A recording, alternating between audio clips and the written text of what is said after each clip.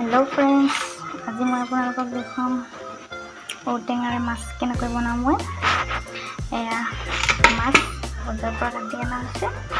এতিয়া মই ভালদৰে ধুই ল'ম, ধুই কিনে আপোনালোকক দেখাই আছোঁ ঔটেঙাৰে কেনেকৈ বনাব।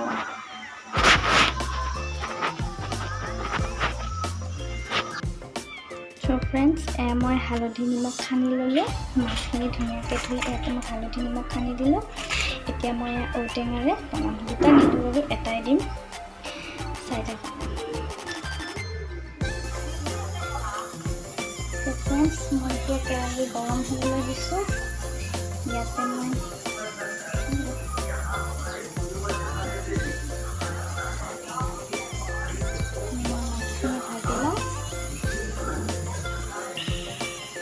তেলখিনি গৰম হৈ লওক।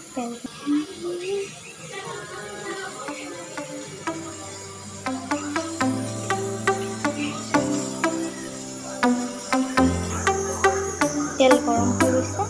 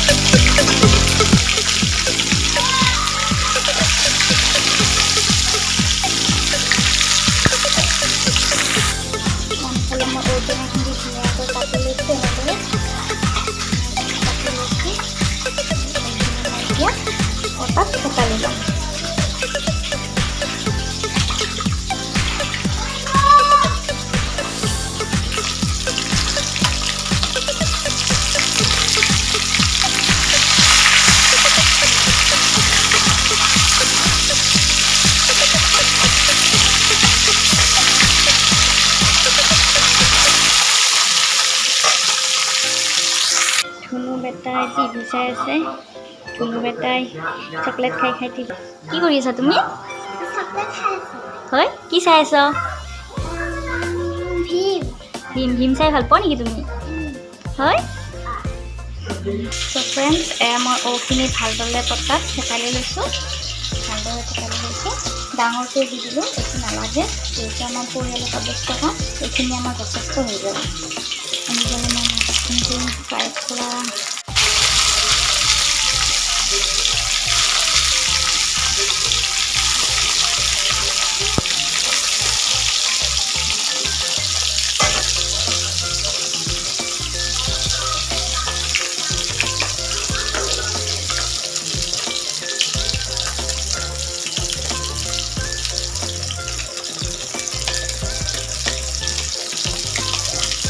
মাছবিলাক অলপ কাঢ়াকৈ ভাজিলে আমাৰ ভালপাওঁ। ফাৰ্ষ্ট আমি ঔটেঙা এই ৰেচিপিটোত আমি পিঠাগুড়ি ব্যৱহাৰ কৰিম। ঔটেঙাখিনিত আমি পিঠাগুড়ি ব্যৱহাৰ কৰিম। আমাৰ চাউলৰ গুড়ি খুন্দি থোৱা আছিলে আগৰে, ইয়াতে মই অলপ পানী দি মিক্স কৰি ল'ম।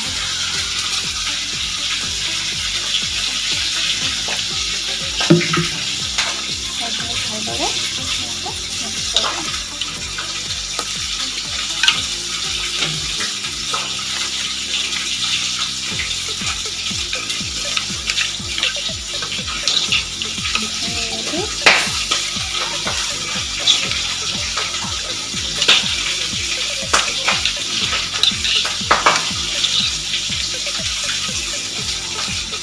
ৰেডি হৈ গ'ল।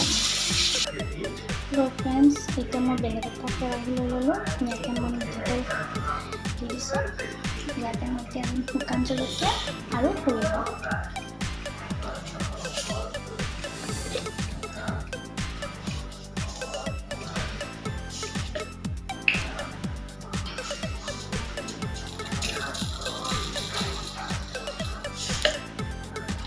কেৰাহী গৰম হৈ গৈছে।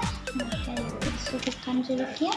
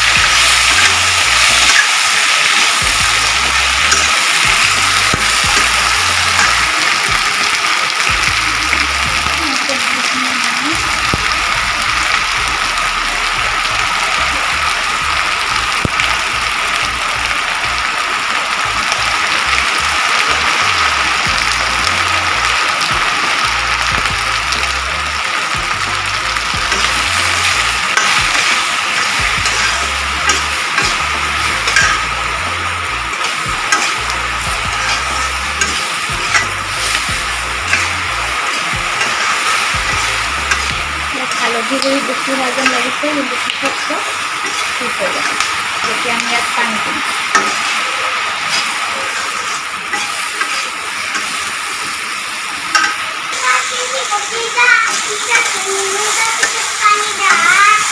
কি লাগে?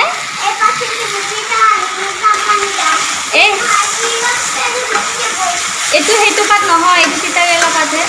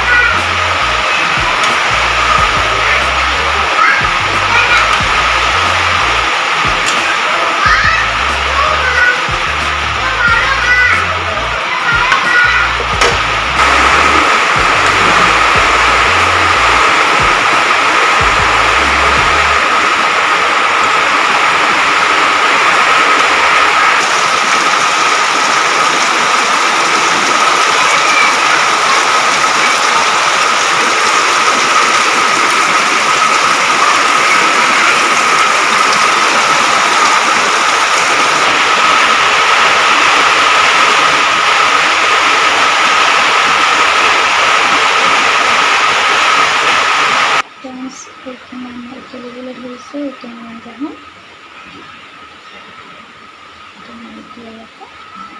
মাছটো